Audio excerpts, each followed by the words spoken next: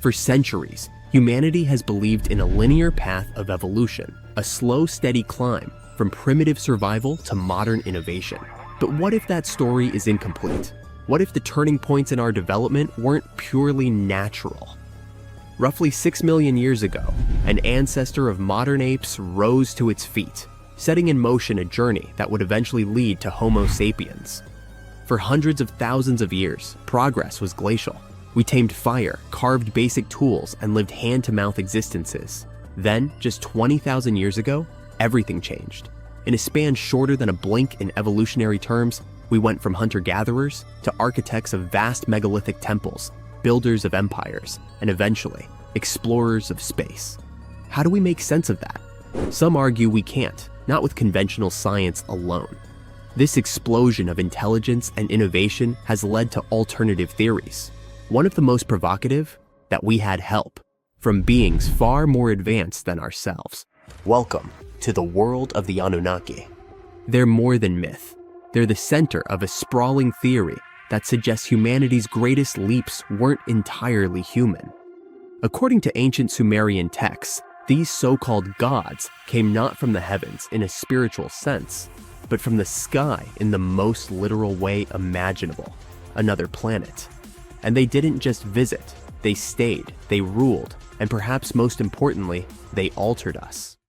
Long before Egypt erected its pyramids, or Stonehenge crowned the English countryside, the Sumerians were building cities, inventing writing, crafting legal codes, and mapping the stars with uncanny accuracy.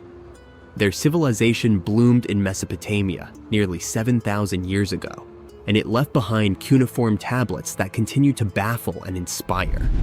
These records tell of beings called the Anunnaki, translated as those who came from heaven to earth. They introduced tools, language, agriculture, and even mathematics. But the texts also hint at a darker truth. These beings didn't just uplift humanity. They enslaved it. Why? One word: gold. Ancient records describe massive gold mining operations that predated technological society. But here's the twist. To early humans, gold was worthless.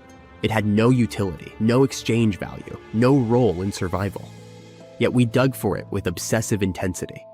According to the Sumerians, the Anunnaki needed gold, not for jewelry, but for survival. Their home planet, Nibiru, was dying. Its atmosphere was decaying, and gold particles, when dispersed in the air, could reflect solar radiation and purify environmental conditions. Earth had gold, lots of it. And so, the Anunnaki came. At first, they did the labor themselves, but mining Earth's crust was exhausting. Frustrated and desperate, they considered a more efficient solution: genetic engineering. If they could merge their DNA with that of early humans, they could create a workforce suited to the task, strong, obedient, and intelligent. Enki, one of the Anunnaki leaders, took the lead. Early experiments were monstrous, deformed hybrids that echo legends of giants, cyclops, and mythic beastlists. Many were destroyed, others abandoned.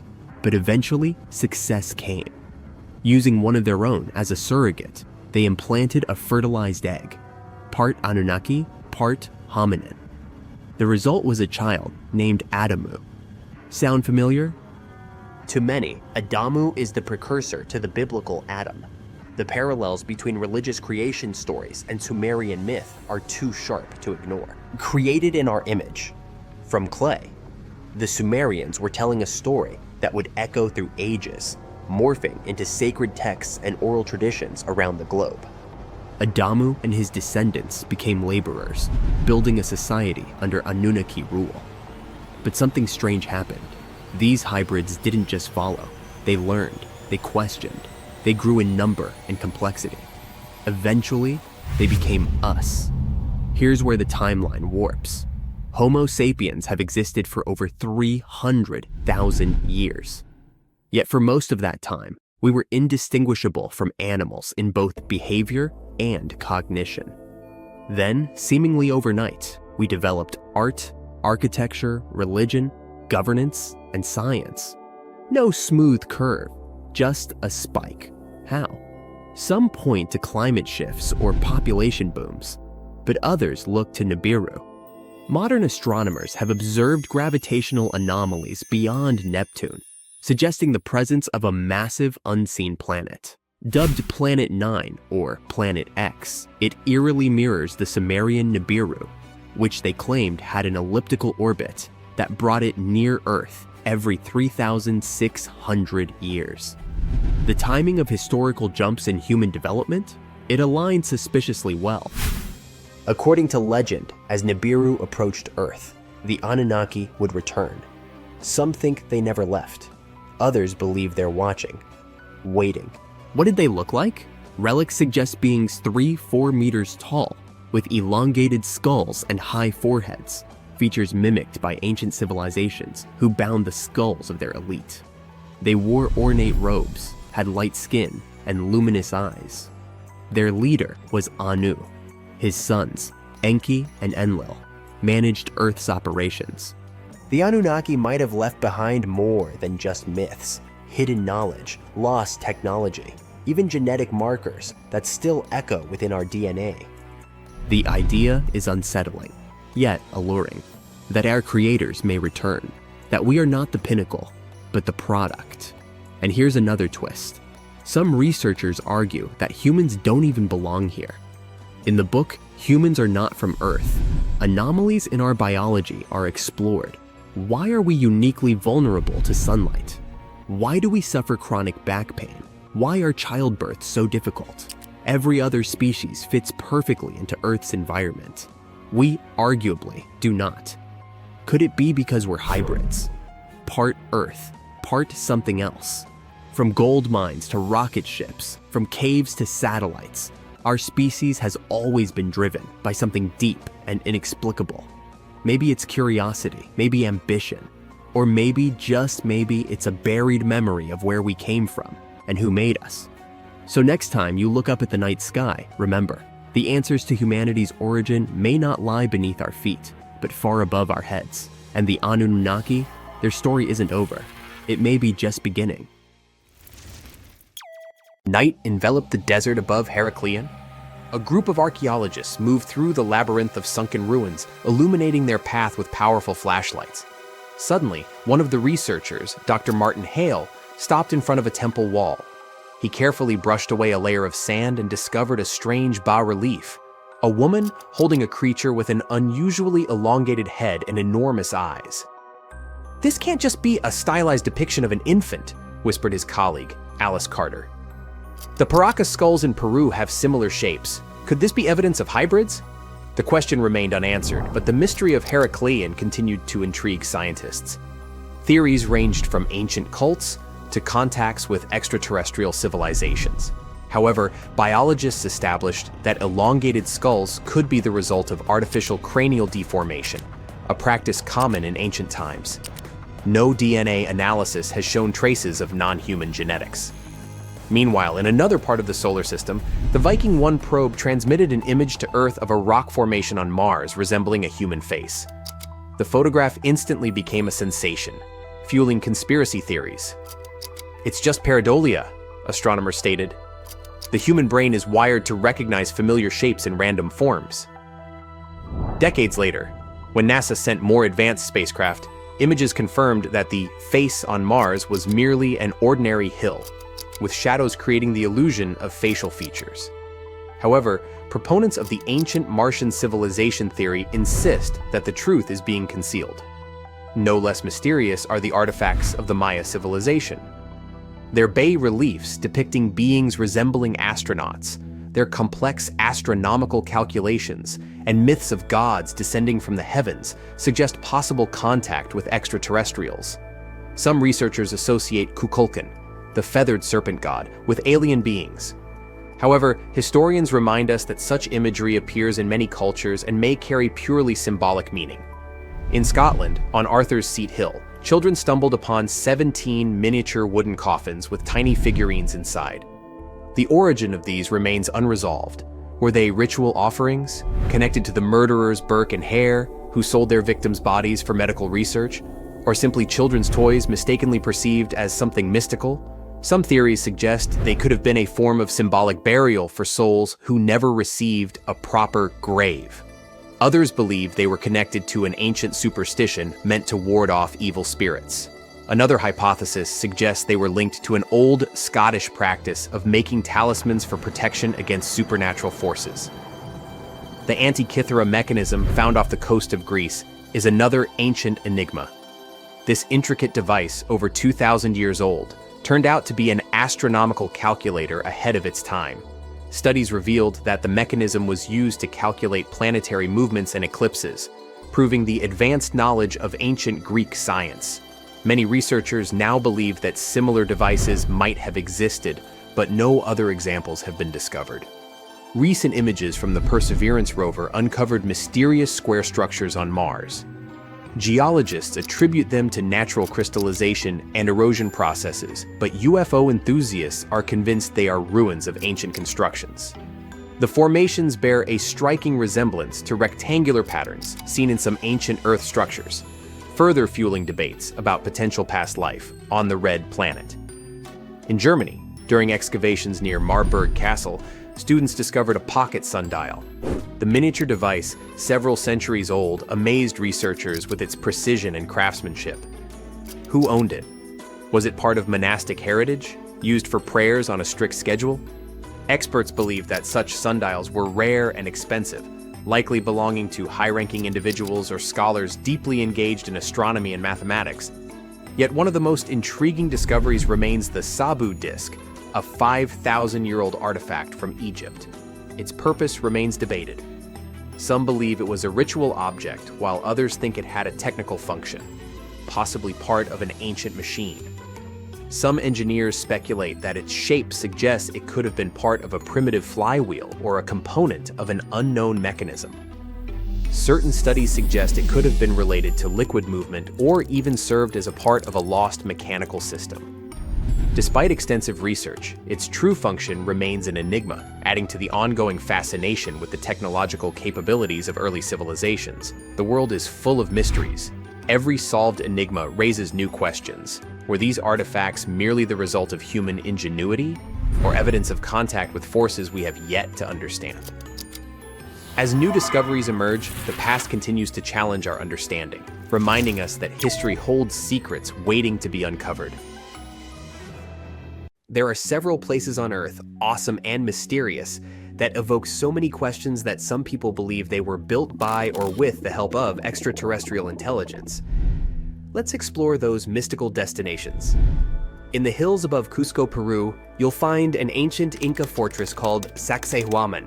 Some of the massive stones of its walls weigh as much as 360 tons. They're cut and fitted together surprisingly precisely, and no mortar is used. The stones used for this construction were transported over 20 miles from quarries. But how did the Inca do it? Did they ask for extraterrestrial help? Perhaps. But archaeologists disagree. They have found evidence that the Inca used advanced engineering techniques involving ropes and levers to move and fit the stones. Okay, let's move on to the Nazca lines. You can see them in the deserts of southern Peru. In this area, more than 800 lines and 300 shapes stretch across the deserted landscape. Those are called geoglyphs and are best viewed from the sky. That's how theories about alien involvement popped up. The lines were made by removing the top layer of reddish rocks to reveal the lighter ground beneath. And this is a pretty simple technique. You don't even need to use modern tools. The purpose of the Nazca lines is still a mystery, but most experts believe that they had some ceremonial significance. Now, the stone circle of Stonehenge must have something to do with extraterrestrial visitors, right? Those stones, some weighing as much as 50 tons, were brought from quarries hundreds of miles away. No wonder many people offered theories about alien intervention. Well, sorry to disappoint you, but archaeologists have proven that the monument could have actually been built with the help of technologies available around 5,000 years ago, such as wooden sleds and rollers. The exact purpose of Stonehenge is still under debate. Its builders could have used the stone circle to track the sun or to perform astronomy-related rituals. The next breath-stopping place on our list is the Egyptian pyramids, namely the pyramids of Giza just outside Cairo. They were built over 4,500 years ago. The largest of them, the Great Pyramid, is made of millions of 2-ton stones which are arranged with super precision. The pyramids also align with the stars of Orion's belt, and this makes some people believe that aliens might have helped to build these awe-inspiring constructions. Experts disagree. They say that although the exact methods the Egyptian builders used are still unclear, the pyramids are undoubtedly a human achievement. Ramps, levers, and a large workforce were likely used to move the stones into place. Then, how about Teotihuacan, located near modern-day Mexico City? Once, it was a thriving metropolis. The city was built more than 2,000 years ago, and its size and advanced architecture make people wonder if aliens played a key role in its construction. In reality, the city was created by several cultures, including the Maya and Zapotec. It was a center for trade, agriculture, and other activities, but it does have some connection to space. Its layout, with the pyramids aligned to celestial events, shows a deep understanding of astronomy. And still, it was the work of human hands. Now, let's travel to one of the most mysterious islands in the world, Easter Island. Nearly 900 stone figures known as moai stand there, some towering over 30 feet tall. These statues were carved from volcanic rock more than 1,000 years ago and moved across the island to their final resting places. This impressive feat, as well as the slightly creepy appearance of the figures, makes you think about some alien intervention, doesn't it? Well, another disappointment. It's believed that the Rapa Nui people used wooden sleds or rolling logs to transport the statues, and there's no evidence that extraterrestrials were involved. The last destination isn't even on Earth. In 1976, NASA's Viking 1 orbiter captured an image of what seemed to be a face on Mars. It sparked numerous theories about alien activity. The face seems to be staring up from the Martian surface, like evidence of the activity of an ancient alien civilization. But more detailed images from 2001, taken by the Mars Global Surveyor, revealed that the so-called face was just a natural mesa, an isolated flat-topped hill with steep sides. So, check out this creature. What do you think this thing is? Is it a plant, an animal, or maybe even some kind of wild fungus? At first glance, this fossil could pass for any of those ancient life forms. And honestly, scientists have been scratching their heads over it for over 150 years. But now, it looks like we might finally be cracking the case on this unknown species discovery. A long time ago, during the Devonian period, plants were just starting to grow on land. The tallest trees were only a few feet high, and animals hadn't even evolved backbones yet. Back then, massive natural towers up to 26 feet tall and 3 feet wide, looking like branchless cylindrical tree trunks, were rising from the ground. Hey, what a contrast with trees back then. When scientists first discovered fossils of those towering organisms, they were totally confused, as these strange prehistoric creatures didn't look like anything they'd seen before. Some thought they were weird cone-bearing trees. Others guessed they might be underwater plants like giant seaweed or lichens, which are partnerships between fungi and algae. The mysterious objects received a name, Prototaxites. When scientists studied them up close, their internal structure reminded them of a bunch of different things. They couldn't believe a 20-foot-tall fungus or algae could be real, but that's what the fossils showed. Then most scientists decided that Prototaxites were giant fungi. But still, something didn't feel right about it. In 2007, they decided to finally get the Prototaxites mystery explained and ran a chemical test on the fossils. So they looked at the types of carbon inside them and compared them to regular plants from the same time. If Prototaxites were plants, the carbon ratios would match, but they didn't. That means Prototaxites weren't plants, and they received carbon in a different way, not by photosynthesis, but probably more like fungi do. But then again, they looked nothing like the mushrooms we know and love today. Prototaxites were giant, likely the largest living things on land at their time. And even if these strange prehistoric creatures were some fungi of their sort, then it's weird they don't have any living relatives today that would resemble them. So, if we put all this together, it looks like Prototaxites are an entirely different and previously unknown life form that didn't leave any offspring. Now, Prototaxites aren't the only unclassified organisms on Earth.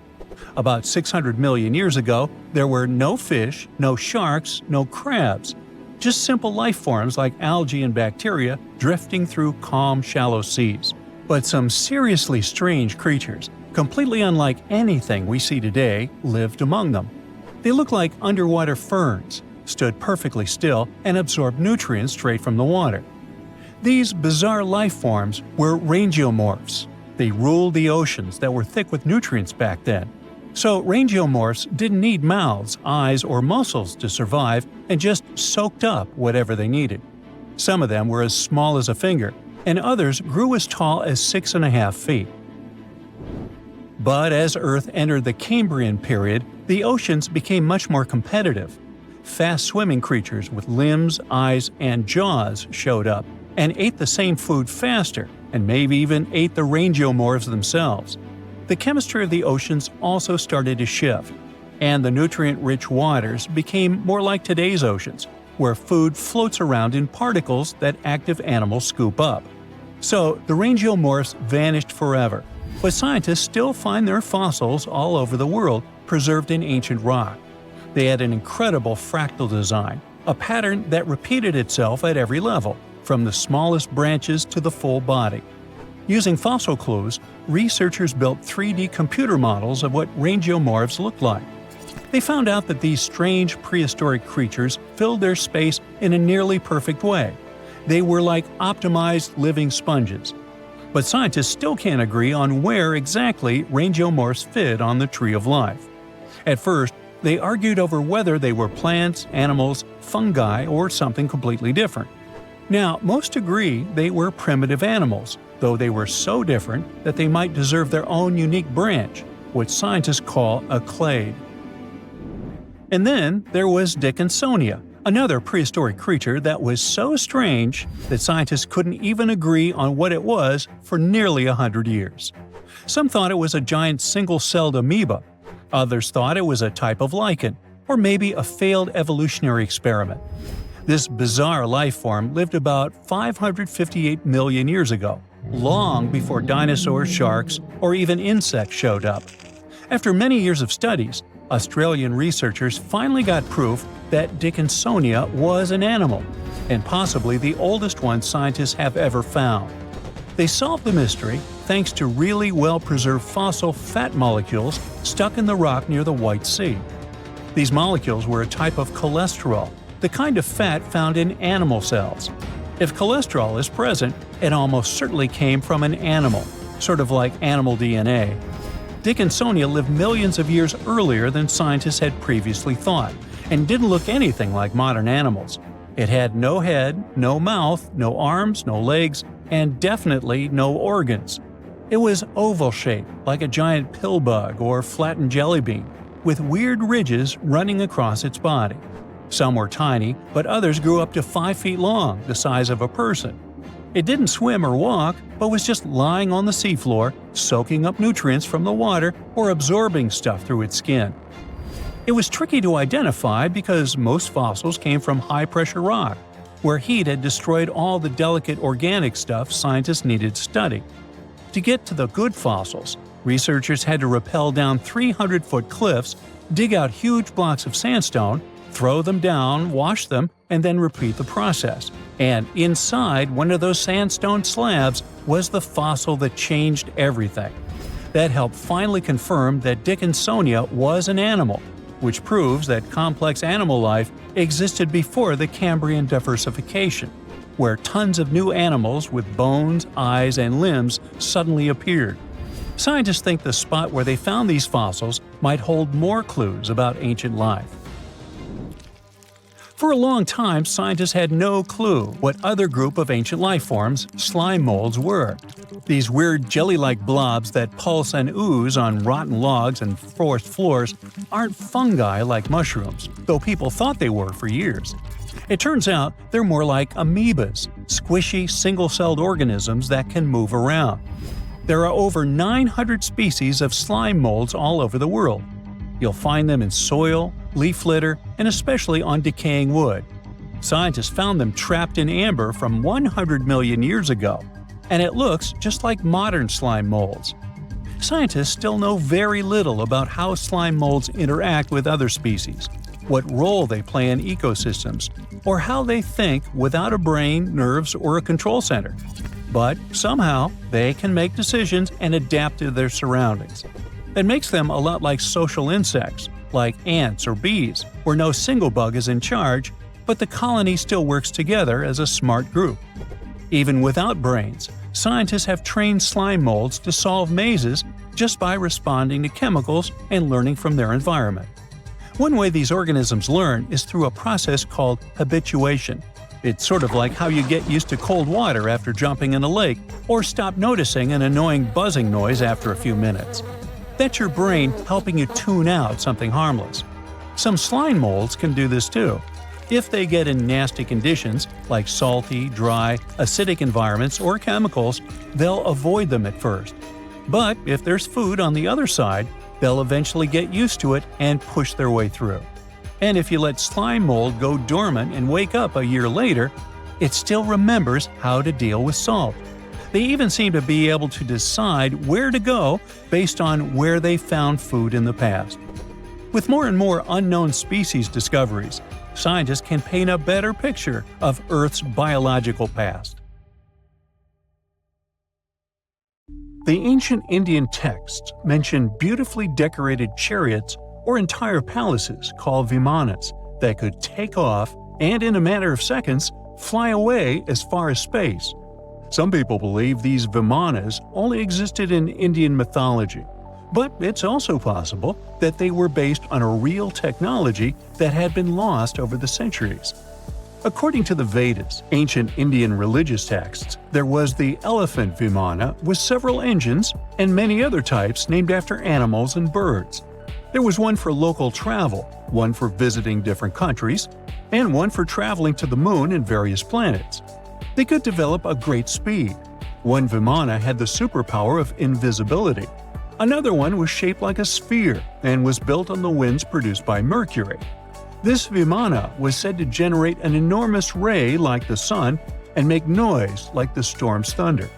All the vimanas were unbreakable and perfect for attacks on foes. Now, to operate a vimana, you'd need to know a lot of stuff, pretty much like today's airplane pilots, 32 secrets in total. They'd cover the aircraft structure and the secrets of taking off and maneuvering without crashing. That's a good thing. The pilot was also expected to know how to be seen and unseen, how to be hidden, how to be quick, how to manage contractions and expansion, and many other tricks. To hide the flying machine from foes, the pilot was instructed to move to the 8th atmospheric layer above the Earth and use the power of dark solar rays. This instruction might sound a bit weird, but there were others, more realistic ones, which still make sense in modern aeronautics. There are sections of ancient texts on the vimanas that focus on details like flight paths, pilot training, navigation, and even suitable clothes for pilots and recommended food for long flights. There was also a lot of technical detail about the use of heat-absorbing metals, the metals utilized, and melting points. The supporters of the theory that the vimanas were more than just myths are sure that the ancient Indians would unlikely go into all these details just for a beautiful story. So, the flying palaces might have been real and way ahead of their time, like many other great Indian inventions. Back in the 6th century BCE, an Indian physician named Sushruta basically wrote the original guide to medicine and surgery. They even called him the father of surgery for his work. Sushruta laid down the details on hundreds of medicinal plants and described complex surgical procedures. He gave instructions on nose reconstructions and skin transplants from one part of the body to another. The original method of rhinoplasty, which involved taking a piece of skin from the forehead to reconstruct the nose, is still used today. But back then, it had a slightly different purpose than surprising your followers on social media. Those nose jobs helped out folks who had lost their noses as punishment for crimes or in fights. Now, you gotta thank an ancient Indian math prodigy for the invention of zero. It might not seem like a big deal, but without it, we would have no binary system and no computers. People before the 5th century CE were only thinking about some sort of a sign to indicate nothing. The invention made addition, subtraction, and other mathematical operations a whole lot easier. You can see the oldest zero in existence carved in the wall of a temple in Gwalior, India. The Indus Valley Civilization was using rulers in 1500 BCE and earlier. Made from ivory, these rulers were found during excavations in what is present-day Pakistan and northwestern India. They were widely used in architecture with amazing accuracy. They had units corresponding to slightly over 1 inch that were marked with precise subdivisions within 5/1000ths of an inch. The next invention is more of a concept than a physical item. Standardization is all about setting the rules based on a bunch of people, things, or interests. One of its cool applications that we've all gotten used to is standard weights. Whether you're using pounds or kilograms, you need these universal measurements for weight, right? For this, we owe a big shout-out to the merchants from the Indus Valley Civilization who lived around 4,000 years ago. They were measuring everything from food grains to fancy luxury goods using these standardized weights. And their weights had decimal and binary mathematical systems going on. They didn't have high-tech gear, but they pulled off some serious precision using complex calculations and even sand for construction. Their art of standardization made its way to Persia and Central Asia, basically becoming the global weight-watching standard. So, if yoga is your go-to exercise, you definitely have a personal reason to appreciate the ancient Indian geniuses. Over 5,000 years ago, during the rule of the Indus Sarasvati civilization in northern India, yoga was first mentioned in the Vedas. Yoga was refined and shaped over the centuries until it grew into a massive teaching with over 200 sacred writings dedicated to this way of obtaining enlightenment. At the beginning of the current era, yoga got a new trajectory thanks to a Hindu writer who laid down a system of yoga in his text, the Yoga Sutras. It became a whole-body rejuvenation, a life-extending practice with poses that you are still doing on the mat today. Yoga has reached the Western world only in the 19th century, and it caught on like wildfire. Chess, the all-time top game for intellectuals, is also an Indian invention. Its ancestor was called Chaturanga, and it was a strategic board game that started gaining popularity around 3,000 years before the current era.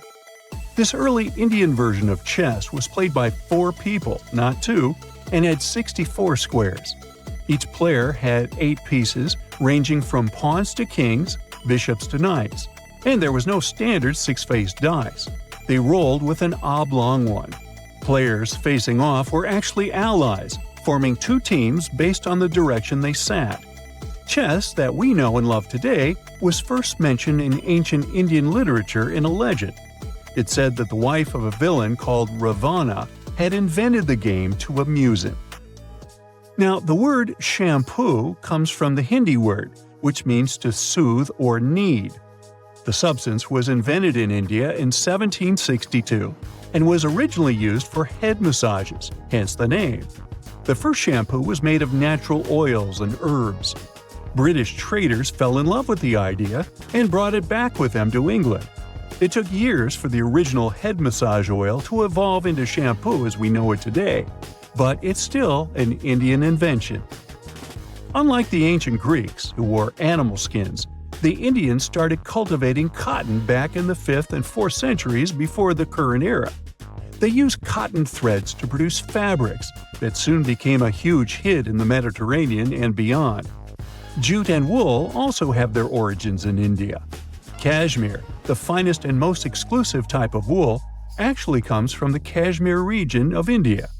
Buttons that sit proudly on that cashmere cardigan of yours also have ancient Indian origins. Some 5,000 years ago, the Indus Valley Civilization started cutting seashells into geometric shapes with tiny holes in them. First, they were just decorations, but then people started using them to fasten clothes.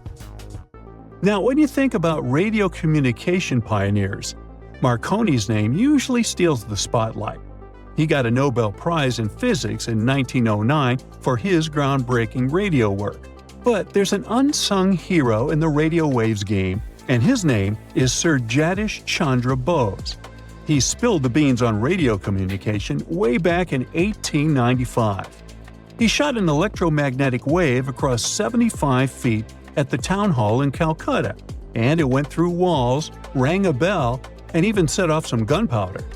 Marconi took a page from Bose's book, using his invention, the Mercury Coherer, as a blueprint for his own two-way radio. Bose didn't patent his genius creation, so he only got his credit a century later.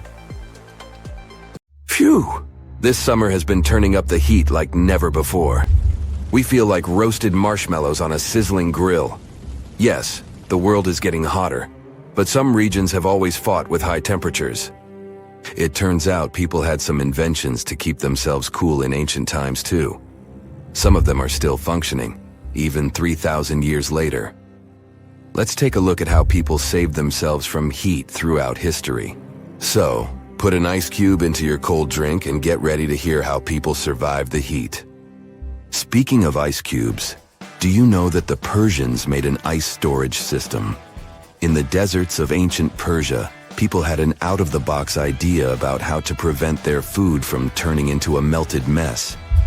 These ingenious Persians stumbled upon a physics trick that allowed them to create ice in the middle of the desert. They called these cool structures yakhchals, which basically means ice pits. These ice pits were not your ordinary coolers. They were like secret underground fridges. They looked like dome-shaped mud brick structures on the outside, but inside, it was a whole different world.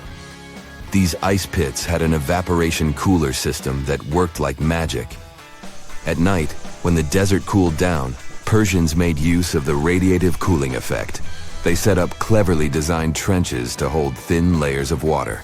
The water froze, defying the desert heat. Then there were underground square storage areas. The Persians collected the melting ice water from these cool trenches, and during the night, they froze it again, making the most of the desert's natural chill. To add to the cooling effect, they built a wall to shade the storage areas from the hot midday sun. And that's not all.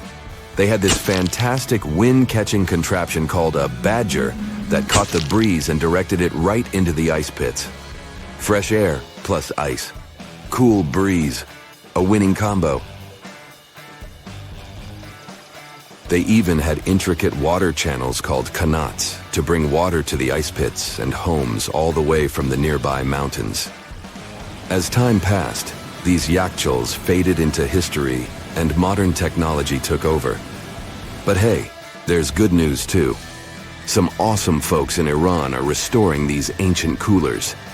So, if you ever find yourself in the desert, don't forget to pay a visit to these marvelous places and witness the genius of the ancient Persians firsthand. Now, I want to focus more on the wind catchers because they don't just help make ice cubes. They actually function as a cooling system as well. Back in the day, those clever architectural wonders were all the rage in places like Persia, modern-day Iran, Egypt, and the Middle East. Imagine tower-like structures with openings at various levels strategically placed to harness the power of nature's breeze. These openings were like magical portals for the wind. They captured those refreshing gusts and guided them right into people's living spaces. Basically, they were natural air conditioners. The breeze would gracefully flow downward, cooling the ground as it danced through the building. The secret sauce lies in the details. The tower's height, the number of sides, the openings, and the positioning of the interior blades. Everything plays its role in how efficiently the wind towers work out. Thanks to these wind catchers, ancient societies could enjoy comfy indoor temperatures without sweating. Can you imagine living in those times? Feeling the gentle breeze whisking through your home, keeping you feeling fresh and chilled out? The Persians are often credited for inventing these awesome wind catchers. But hey, don't forget about Egypt. There, you can find traces of similar structures dating all the way back to 1300 BCE. Yes, the invention of wind catchers may have occurred in ancient Egypt, but Yazid in Iran is the city with the largest number of wind catchers. People wouldn't have been able to live there without these ancient ACs because there was almost no rain in the area throughout the year. Now, let's look at these perforated double-skinned exteriors. Imagine dressing up a building with a fancy perforated screen. It's like giving its exterior a stylish makeover while keeping things chill inside. This genius technique, firstly, scatters the natural daylight, so no harsh sunbeams to blind you. The screen also offers shade like a pro, giving the building's interior a much-needed break from the blazing sun. Think of it as a natural sun hat for your home. Placing this screen about 4 feet away from the outer walls creates a breezy, dreamy hallway for fresh air circulation. And hey, they add a touch of elegance to the building too. These structures are sometimes called jali. Jaipur, India, for example, has an average daytime temperature of about 100 degrees Fahrenheit. So these structures are lifesavers. Jalis come in various forms, crafted from cement, earth, and wood. It's a cultural symbol deeply embedded in Indian architecture. You can find its captivating presence in iconic historical buildings like the majestic Taj Mahal and the Grand Red Fort in Delhi. But hey, it's not just a thing of the past. It's still rocking modern architecture scenes, and its charm has sparked creativity in artists and designers worldwide. It adorns the building's exterior, its cross-section showing a larger opening on the outside and a smaller one on the inside. This is where the Venturi effect steps in to show off its physics prowess. As the air flows through the narrowing passage, it picks up speed, creating a difference in pressure between the inside and outside of the building. Air blowing at a higher speed gets compressed, and when released, it cools down. Mashrabia is a wooden lattice or screen used in the Middle East and North Africa. These decorative wonders are like window blinds, but they do more than just look pretty. They're smart too. They give privacy, shading you from the sun, and let fresh air and light in. Some people also add clay pots filled with water, sand, or damp straw to their designs. As hot air breezes through the holes, it also passes through the pot's porous surface. The moisture inside evaporates, cooling the air. This is a perfect low-cost technique for hot and dry climates. It's eco-friendly, and there's no need for electricity. Now, let's fast forward to today.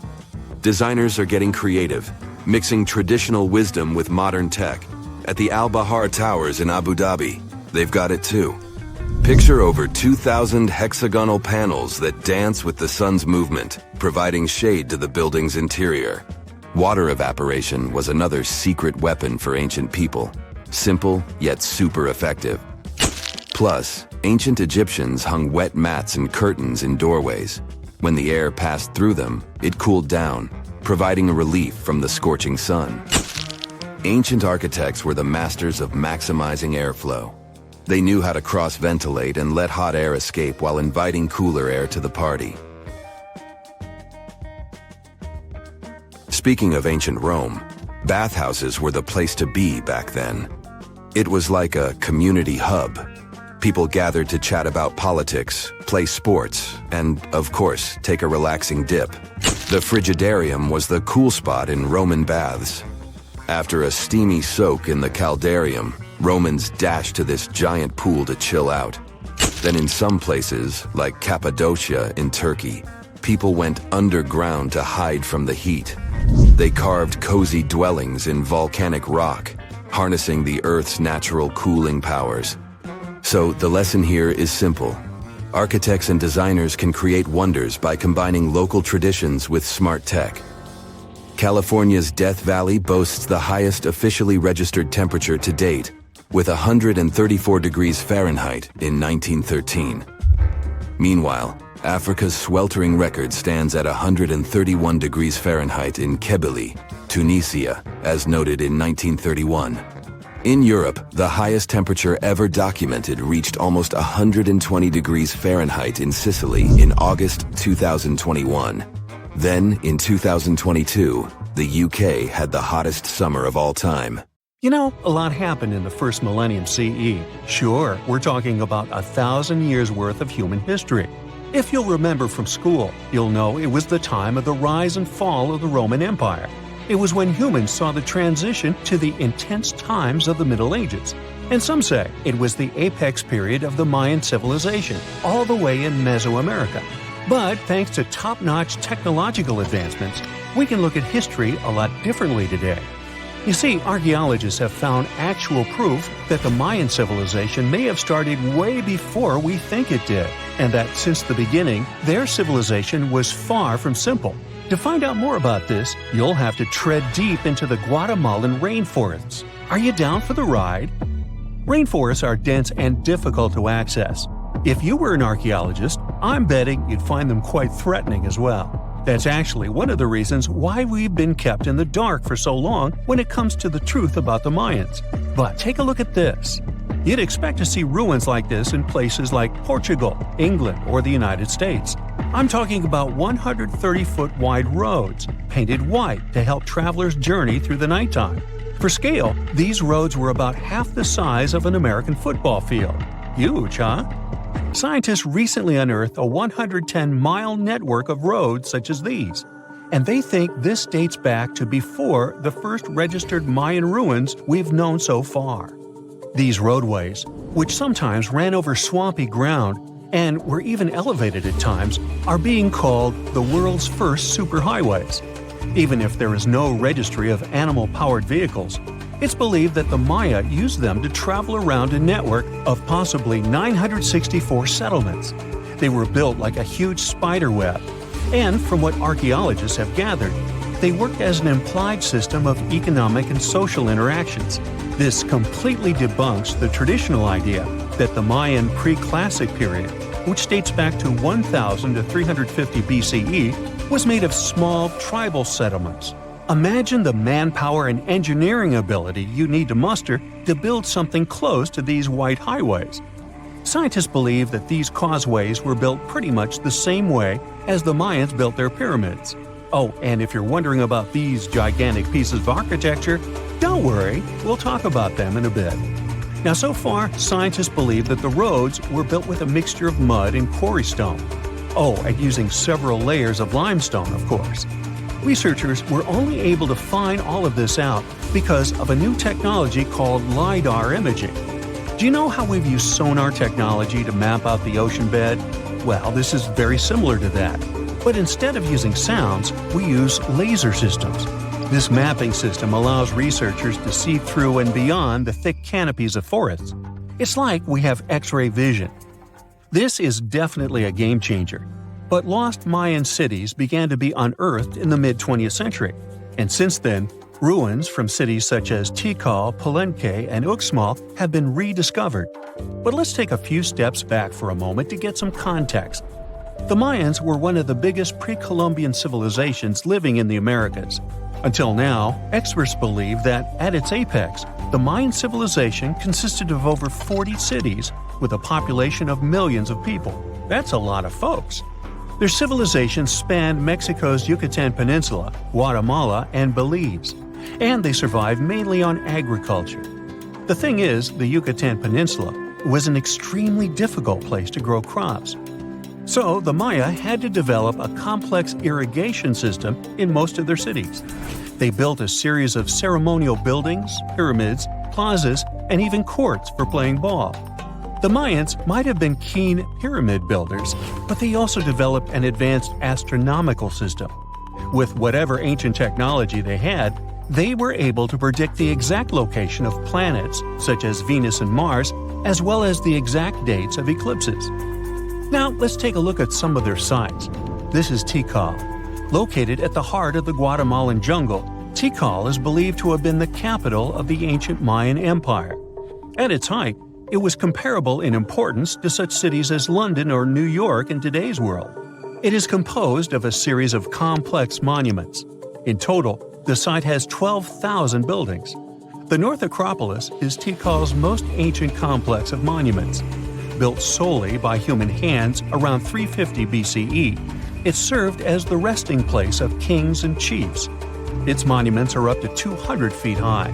Back in the day, the step pyramid temples were painted a beautiful red. Mayans loved that color. Today, of course, you'll only see the limestone.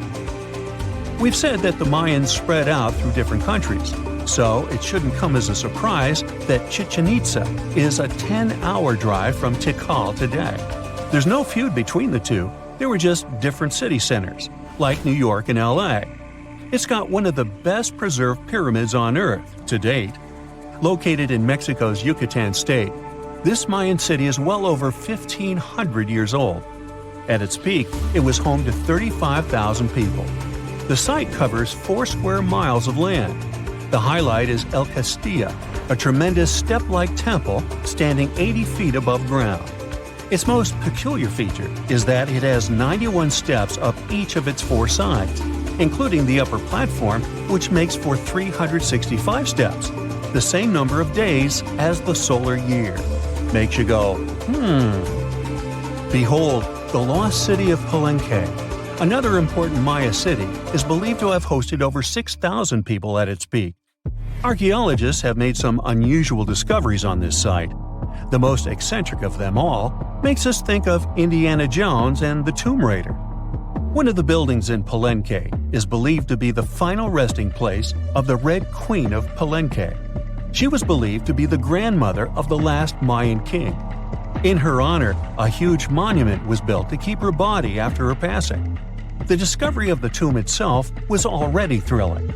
Archaeologists found an ancient monument when digging at the site back in 1994. The first they saw was a room with a hidden door. Once they opened the door, they discovered an 8-foot-long corridor. At the end of this corridor was the queen's chamber, and inside was the mummy of the queen herself. They found her to be accompanied by her pearls, jade shells, and expensive rocks. But as the team explored the remains, they saw something strange. The room was filled with a red-colored powder. Researchers knew that the color red was important to the Mayan people, but they didn't understand why the queen was buried with this unknown substance. They took a sample back with them for further analysis and discovered that the red powder was cinnabar, a very dangerous mineral. This powder, when inhaled, can cause severe health damage to a person. The team concluded that this could only be a trap for anyone trying to steal her riches. Talk about curses, huh? One thing that has always troubled researchers is the lack of evidence on the decline of this almighty empire. What could have been the cause of their demise? Was it a drought? Some disease? New research in 2017 did shed some light on this issue. Using data from a site called Ciabal, located southwest of Tikal, scientists analyzed radiocarbon data from ceramics and archaeological excavations to extract new information about the unexpected passing of this great civilization. The information shows that instead of a sudden collapse, the Mayans most likely fell in waves of social instability and political crises. These events are believed to have deteriorated Mayan city centers and began causing the dispersion of the Mayan population. So, what's your take on the end of this story? You have heard about Nikola Tesla. You have definitely heard about the Great Pyramids in Egypt. But what if I told you that Tesla may have probably uncovered the ancient mysteries surrounding the pyramids? Wait, what? Is this a crossover episode? Nope. It's highly probable that the secrets of the pyramids are hidden in plain sight. But first, let's recap what we know about the pyramids. What's so mysterious about them? I mean, they are just old quirky buildings, aren't they? One of the biggest questions is how they were built. Some people think that the pyramids were created by people using only their hands and muscles. But others think that there might have been some kind of crazy energy source that we don't know about yet. Like, what if aliens helped out or something? Just kidding, but this idea of some unknown energy source being used to build the pyramids has been around for ages. Even in old texts, like the pyramid texts, it talks about how the gods gave us something to build a great power. So maybe there was something really powerful and mysterious going on back then? Who knows? Back in the early 1900s, he got obsessed with the Great Pyramids of Egypt. He read numerous books about these ancient structures and was blown away by how much energy they seemed to have. At that time, not many people knew much about electricity, and Tesla started to wonder if there was some kind of advanced tech hidden in the pyramids. He had an idea that the power of the pyramids had to do with electromagnetism, and he put a lot of time and effort into trying to figure out the mystery. Tesla had some pretty unusual theories about the Great Pyramids. He thought that they could actually store and move electricity, which could then be used to power up the areas around them. He also had this theory that the pyramids were built using some kind of crystal energy. He believed that the chambers inside the pyramids could have these super powerful crystals that could control the electromagnetic fields. But that's not all. Tesla also had this idea that the materials used to make the pyramids had properties that allowed them to trap energy from the sun and the moon. And not just a little bit of energy. He thought that the pyramid could actually create this massive energy field that could light up whole cities or even brighten up dark places. He thought that the pyramids could be used as giant power plants to generate electricity and run machines. Tesla even believed that the pyramids were somehow linked to cosmic energy, which could be used for spiritual enlightenment and healing. How very new age of him. Anyway, Tesla wasn't just pulling these ideas out of thin air. He was seriously into studying everything he could about the pyramids, from ancient artifacts and texts to hieroglyphs and drawings. And he came up with this idea that the pyramids were designed to be energy amplifiers, and some kind of unknown energy source was used during their construction. Some people thought Tesla was eccentric for coming up with these theories, but his ideas have actually had a huge impact on the way we think about the pyramids today. Researchers and scholars have been digging into his theories for years and using them to uncover some of the biggest mysteries surrounding these ancient structures. For example, recently scientists have used theoretical physics to investigate how the Great Pyramid of Egypt would react to certain radio waves. They found out that if the radio waves were a certain length, the pyramid could concentrate the energy inside its rooms and focus it under its base. The scientists did lots of calculations to figure this out. They first thought about what radio wavelengths would work best. Then they made a model of how the pyramid would react to the waves. They figured out how much of the energy from the waves would get absorbed or spread out. Lastly, they checked how the energy would move around inside the pyramid when the waves hit it. To help explain all of this, the scientists used something called multipole analysis. This is when you take a complicated object and break it down into simpler parts. Then you can see how each part interacts with the energy that's coming in. It's like taking apart a puzzle to see how each piece fits together. The researchers are interested in how all of this can be used in the future. They want to make really tiny particles that can do the same thing as the pyramid, but with light. By changing the size, shape, and the material of these particles, they can control how the light moves around them. This can be really useful for things like making tiny sensors or super efficient solar cells. The scientists had to make some guesses when they were doing their research. They assumed that there weren't any hidden spaces inside the pyramid, and that the material used to build it was all the same. But even with these guesses, they still made some pretty impressive discoveries. But the pyramid study is not the only proof that Tesla was ahead of his time. There are more Tesla's projects that seemed unrealistic at the time, but that scientists and enthusiasts reevaluate and try to implement today. Let's talk about Tesla's most ambitious project, the Wardenclyffe Transmission Tower. Back in 1900, Tesla was already a big shot when it came to electrical engineering in America. People were blown away by his amazing inventions and the fact that he managed to outdo Thomas Edison in the battle of currents. However, Tesla wasn't content to rest on his laurels. He decided to embark on his most ambitious project yet, the transmission tower at Wardenclyffe. It was built between 1901 and 1905, and it was based on one of Tesla's breakthrough ideas. He had a vision to make the impossible possible by creating a global wireless communication system. It would use Earth itself as a conductor, transmitting music, news, stock market reports, secured military communications, and even facsimile images. Does it sound familiar? Right, it sounds just like the internet that we use today, only without the use of any wires. But Tesla had a much bigger dream in mind: to transmit power wirelessly.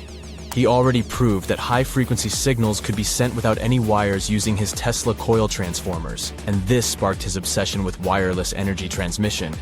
His vision was to not only transform the way we communicate, but also to find a way to transfer power currents globally by tapping into the Earth's natural energy. Tesla believed that there was an abundance of free energy all around us that could be used for humanity's benefit. In 1899, he conducted some top-secret experiments and got convinced that it was possible to transmit electrical power through the Earth's upper atmosphere. This is actually how the Wardenclyffe Tower was created. It was supposed to be the prototype station for a network of towers all over the globe that would provide the whole world with wireless energy. Unfortunately, Tesla didn't have the resources or the patience of his investors to bring this project to fruition. It ran into all sorts of financial problems and roadblocks, and in 1917, the unfinished tower was finally torn down for scrap metal to pay off Tesla's mounting debts. Now it remains a sad reminder that even the greatest minds can sometimes fall short of their dreams. The original red brick laboratory, however, is still there, and it is the only Tesla lab that has survived. Fun fact, in 2017, a film crew made a crazy discovery.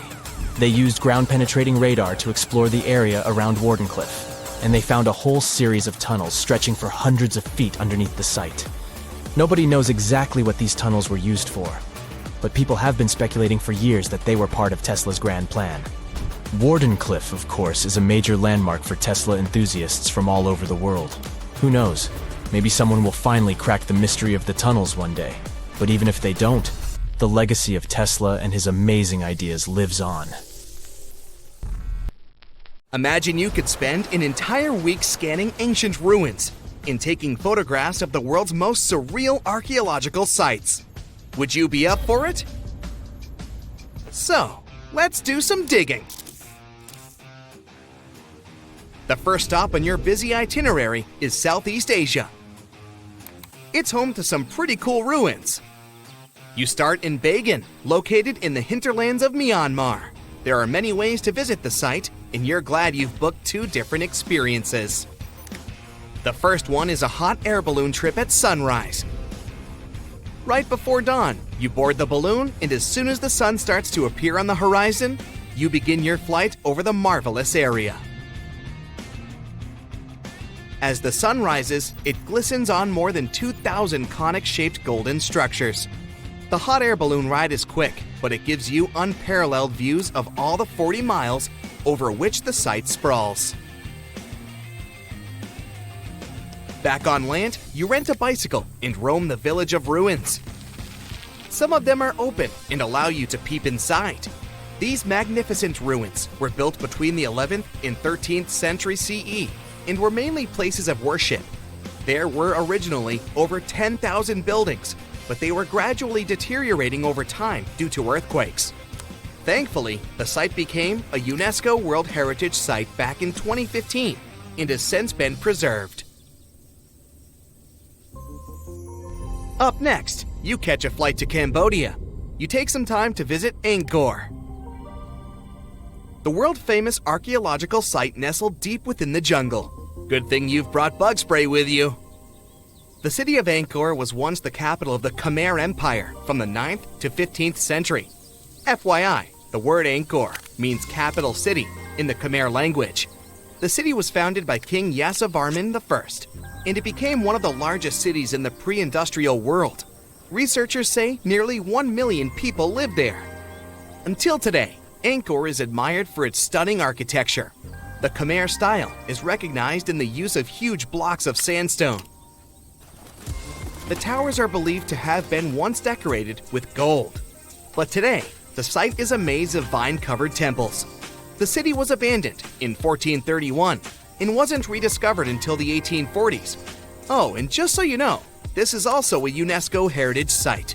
It became one in 1992, in case you want to brag to your friends about your culturally rich adventures in the future. Now, your trip continues in Egypt. You're here to visit the Karnak Temple in the city of Luxor. You opt for the most unusual way to get to Luxor. That is, a boat ride down the Nile River.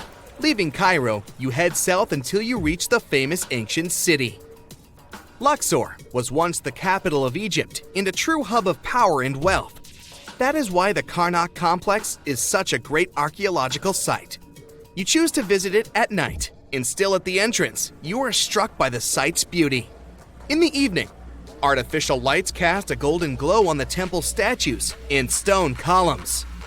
The temple is huge and was built mainly around the 18th and 19th centuries BCE. Each Egyptian pharaoh from that period left their own architectural mark on the site. The highlight of this tour is taking a walk through the Avenue of Sphinxes and discovering the Great Hypostyle Hall. This hall is filled with towering pylons and solid sandstone columns, a true wonder. From Egypt, you head down to Jordan. Now, if you like terracotta landscapes, you've come to the right place. The city of Petra is a marvel of the ancient world. Located in Jordan's desert, the city was a commercial hub back in the 4th century BCE. The Nabateans, an Arab Bedouin tribe, lived in the so-called Rose City and thrived for many years, having accumulated a significant amount of wealth. The city was known for its innovative water management system, which made the region inhabitable. And yes, you'll catch a glimpse of its ruins on your tour.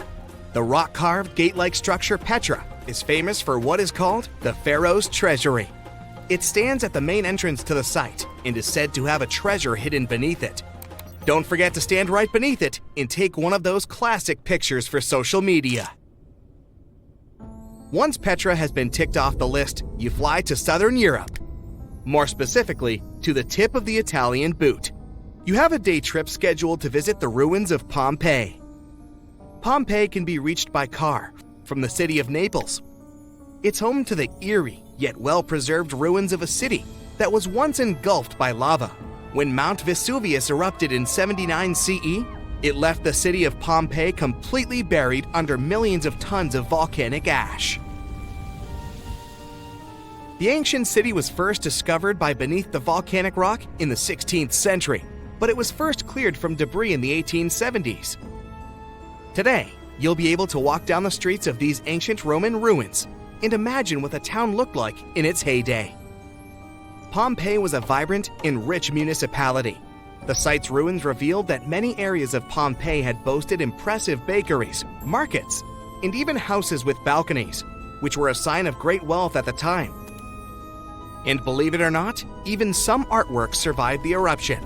Archaeologists found well-preserved frescoes and murals with mythological creatures. All this indicates that members of the high society lived there. The city even had thermal baths and showers made from luxurious materials. While you're still in Europe, you'll hop over to visit the iconic Stonehenge. It's a perfect day trip if you stay in the city of London, just a short train journey away. Stonehenge dots the Salisbury Plain in Wiltshire, England, and is one of the world's most recognized ancient ruins. More than 5,000 years old, these curious stone rings are some of the oldest stone structures on the planet. Created out of sandstone, they are shrouded in misery. Who built them and why is still largely unknown. Popular theories claim that Stonehenge was used as a great solar calendar, built to help people keep track of days, weeks, and months. Talk about hard work to create a mere calendar, huh? In the final leg of your trip will take you to explore the Southern Americas. In Guatemala, in Central America, you'll find ancient Mayan ruins. The lost city of Tikal is a city made of 3,000 buildings, the remains of the capital of the Mayan Empire. You can compare its importance to such cities as London or New York today. The North Acropolis is Tikal's most ancient complex of monuments. Built solely by human hands in 350 BCE, it served as the resting place of kings and chiefs. Back in the day, the step pyramid temples were painted a beautiful red. Mayans loved that color. Today, of course, you'll only see the limestone. You might wonder what made such a great city turn into ruins. Well, archaeologists have no clue about the cause of Tikal's decline. Until today, this question remains unanswered. Was it a drought? Disease? Maybe we'll never know. Are you in the mood for some Mayan ruins? Chichen Itza is an archaeological site with the best preserved pyramids on Earth. Located in Mexico's Yucatan state, this Mayan city is well over 1,500 years old. At its peak, it was home to 35,000 people. The site covers 1.9 square miles and has many ruins spread throughout it. The highlight is El Castilla, a tremendous step temple, rising 80 feet above the ground. Its most peculiar feature is that it has 91 steps on each of its 4 sides, including the upper platform, which makes for 365 steps, the same as the number of days in the solar year. Phew, what an intense trip. Time to head home now and soak it all in. See you next time. Today we're going to an art history trip. Our main focus is to unravel the mystery of whether or not ancient statues has always been white. We'll visit museums and even time travel to try and get a glimpse of what these statues were really like back in the day. To kick off our tour, we land in New York. We climb the famous steps of the Met, the Metropolitan Museum of Art, and walk inside this enormous museum. You walk down the aisle and get to the room where one of the world's biggest collections of ancient Greek and Roman statues is held. Admiring the large array of statues, one thing seems evident. They are mainly white. It makes sense since their primary material is white marble.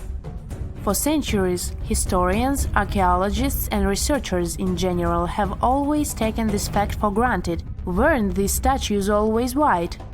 Until recent decades, this wasn't something that people discussed. But in the 1980s, researchers unearthed an ancient Greek statue that was clearly pigmented. This new discovery made them wonder, were all ancient statues painted? Let's take a close look at this work of art.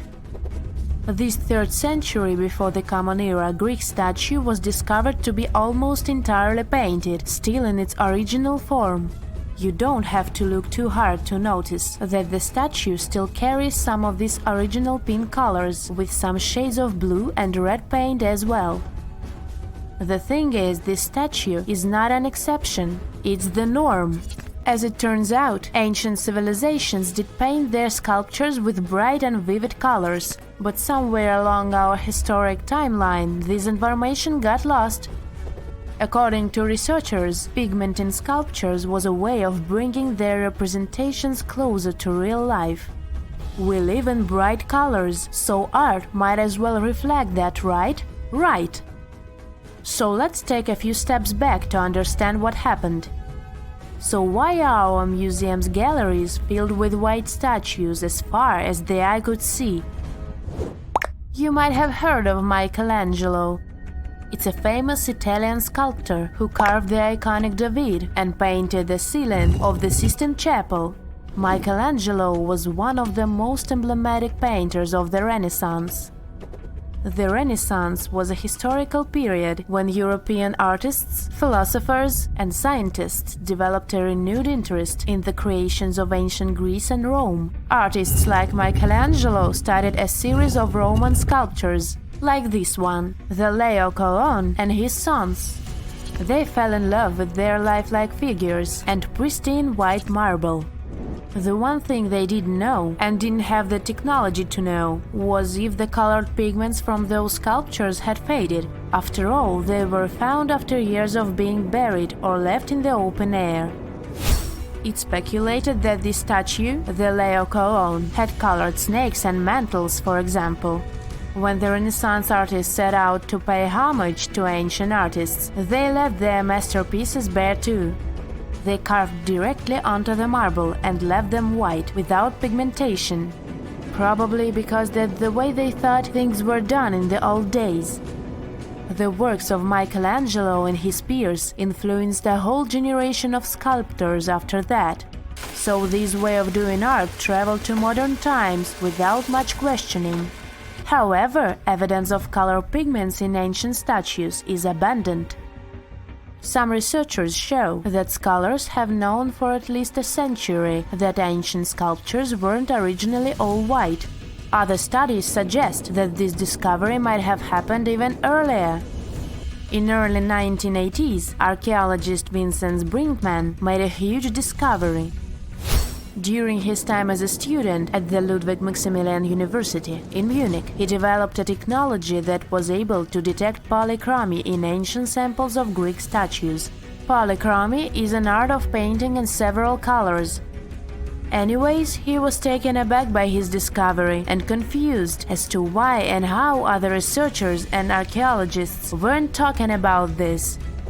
As it happens, the first discovery that ancient statues weren't all that white happened a long time ago, way before Vincent was born. It happened during the unearthing of Pompeii back in the 1700s. As you may know, the city of Pompeii in southern Italy was completely covered with lava after the sudden eruption of Mount Vesuvius. The city was destroyed, but the clouds of ashes that arose from the lava managed to preserve a lot of the city's structure through time. Thankfully for art historians and archaeologists, Pompeii became a digging ground for understanding ancient Rome. Researchers found several conserved frescoes that depicted scenes of daily Roman life. In one of these paintings, an artist is seen painting a sculpture.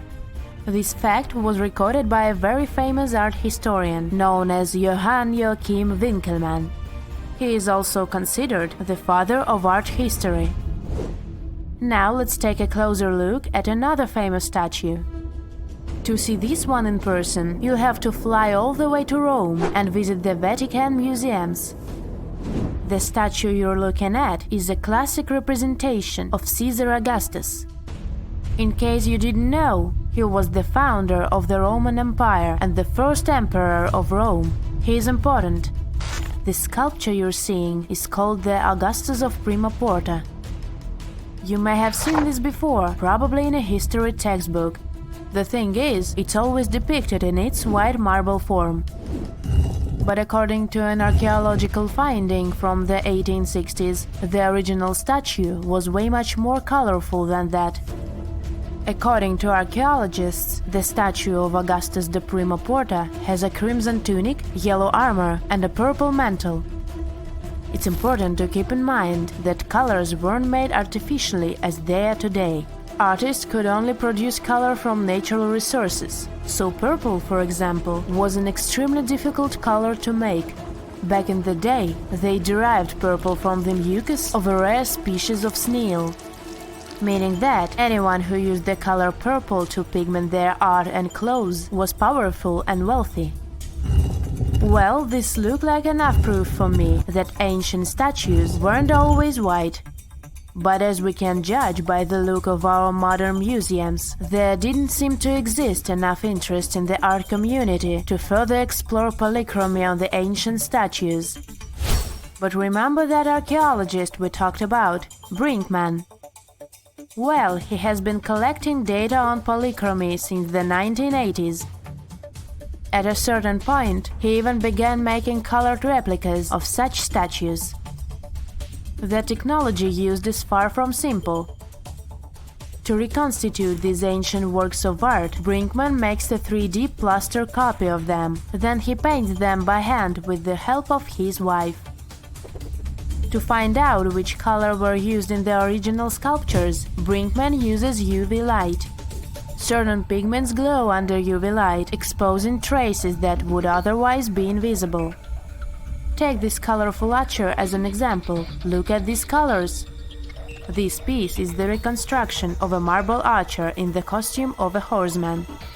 To accurately depict the archer, restorers had to research a lot about the history of the region where the art piece was originally found, since colors have a cultural meaning.